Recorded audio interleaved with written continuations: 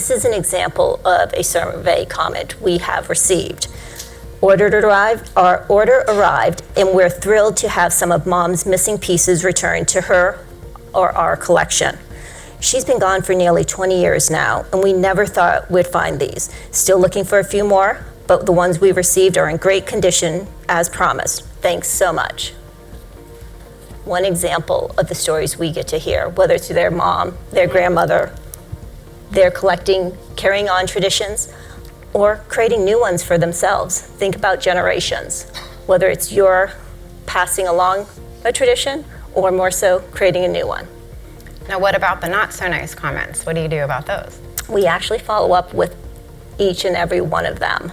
And there are points where I've seen a comment, I actually called a customer, they had not a great experience on our website, asked him to walk me through it. I think first he was shocked that I actually called, and then took notes, shared it with my team, and we looked at that specific experience. So I think it's important.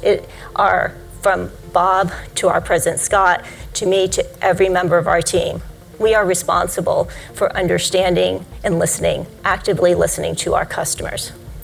I mean, there's a couple things, right, that I hear in there that I think are interesting for all of us. One is, it sounds like customer service on one hand, but the marketing department is paying attention to that because they're responsible for the whole end-to-end experience.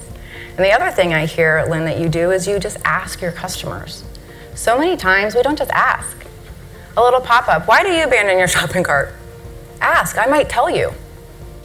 And so I think just you yourself personally calling, and just once or twice, like it's not scalable every day, but even as big as your organization is, I think just asking can be really, really meaningful.